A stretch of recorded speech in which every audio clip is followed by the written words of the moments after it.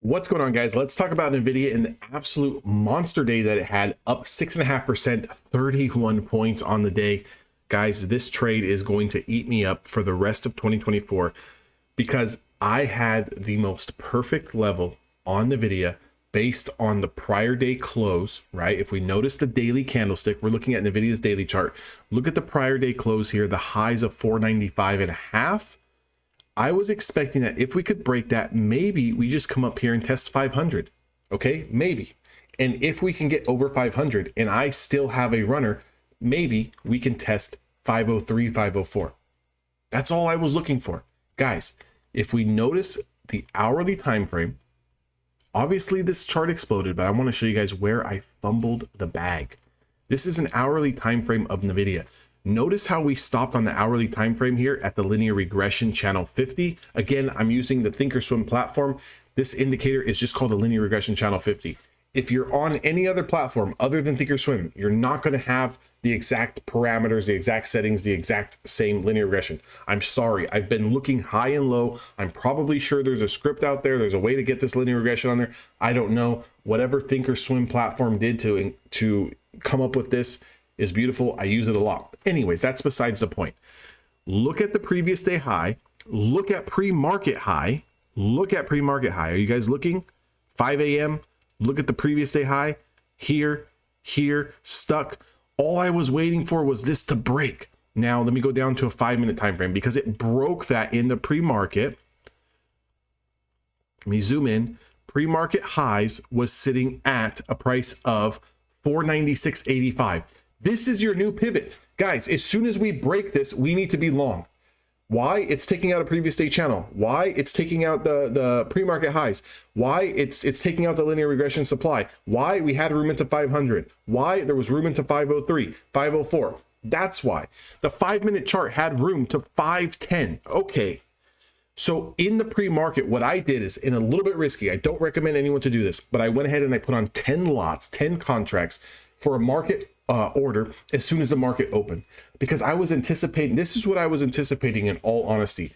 I was anticipating that price to get blown out, boom, shoot up to $500, 501, and then pull right back. So what I wanted to do is I wanted to get in on that. I wanted to make sure that as soon as the market opened and the options was going to fill me, I wanted to be in on that run up, regardless if I had the best price or not. I just wanted to be in on that run up, catch $2, $3, sell it, and then sit back and laugh at everybody because I took the move off the open and everyone else got trapped. That's what I was thinking. Lo and behold, guys, the first 5-minute candle shoots up to a price of 500. There's my first target. Great. Let me see what the next candle does, because it just set up an active 20 SMA play where we closed over pre-market highs and over the 20 SMA. Boom, 635. It explodes to a price of 503.64. I'm ecstatic. I sell my position. It was a fantastic entry. It was a fantastic position. I made over $2,000 on the trade. Guys, $2,000 on a trade. I went contracts that were at the money, in the money, like right there for the like right there. I didn't play $550 strikes. I was at the money. I'm happy. I'm ecstatic. I get down to 2 contracts, guys. As soon as the next candle at 640 opens up and it starts to take out the high, I sell. And I think that I did an amazing job. I'm looking at futures, I'm looking at everything else, and I notice, oh, wow, the price is 510. I lost out on a lot of money. It actually hit full potential, which was this top linear regression on a 5-minute time frame. And then I seen it pull back, and then I seen it pull back. And I was like, oh, good, I got out at a right time. So I'm looking around. The day's going on, and I notice NVIDIA is trading at 515. And then as the day goes on, it's trading at highs of 516, and then 518, and then 520, and 522. And I look at the options premium on the contracts that I had, guys, and they were over $2,500 a piece. And I had 10 of them. Now, I know I've said it before, you're never going to catch the whole move. Be happy with what you did put in your pocket. And don't get me wrong, I'm grateful for it. But I had no reason to get out of this trade, because in fact, it held its power trending moving average, which is the 5 SMA. Okay. The green line is a 5 SMA. It held this green 5 SMA all the way up to a price of 512. If anything, I should have taken profits somewhere between 510 and 512 and called it a day.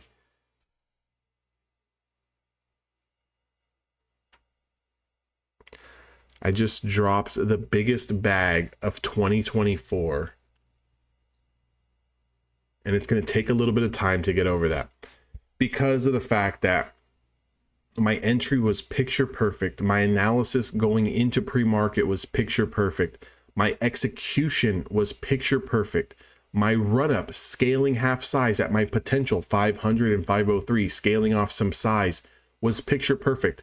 Now that I'm down to 5 contracts and I'm down to 3 contracts and I'm down to 2 contracts, I should have just said, I need to hold a runner until we lose the 20 SMA, or until, you know, we pull back and just let those contracts go to break even, because I already took profits on a full 8, let the last 2 go. Maybe I could have essentially rode this all day. And all day, every hour, I kept checking, and every hour it was higher, and the market just continued to go higher and higher and higher and higher and higher. But again, that goes to show you that even after 9 years of trading, I will never be perfect. After 9 years of trading, I will still get things wrong. After 9 years of trading, I still snatch profits way too quickly, like someone who just started trading last week. That's the name of the game. You're never going to get it right. You're never going to be perfect. You're never going to make all the money you think you can make. And that's just the way it goes. There's nothing to say. There's nothing to do. You're not trying to, well, I'm pissed off that I missed the move, so I'm going to short it now and then get trapped. No. And you can't realistically go chasing a price that's up from a breakout of 496, be buying at 513. You can't be buying at 518. You have to just let it go. The market is the market. Now, was there other areas of opportunity to get in? Sure. There was a 20 play here, maybe the high of day break here later on in the day, maybe this, you know, this high of day break that got broken way over here. Maybe you could have bounced it off a linear regression. Maybe you could have bounced it off of a Bollinger Band. Sure. In hindsight, it looks perfect. Like, why didn't you just buy it anywhere and continue to hold it? Because when you're trading the markets in real time and there's real money on the line and there's real human emotions on the line, it's not that easy. You come in with a plan, and my plan was here over pre-market highs, over the previous day highs, and my plan was to take profits over 500 into 503. That's exactly what I did, so I have to live with it, and I have to be okay with it. I never had an intention of selling at 510. Should I have held to at least 510? 100%. Why?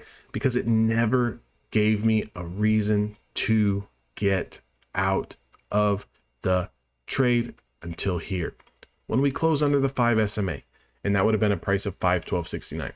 But again, I'm not perfect. I just wanted to highlight this because I thought it was so funny, and I'll probably still continue to talk about this trade in Evolution Traders 6 months down the road, about the one that got away. I believe that this is the one that's got away. I've had a handful of these stocks get away from me in the past, and I just look back and I think to myself,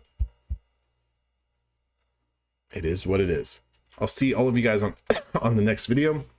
If you guys want to trade with me inside of Evolution Traders, that link is down in the description box below.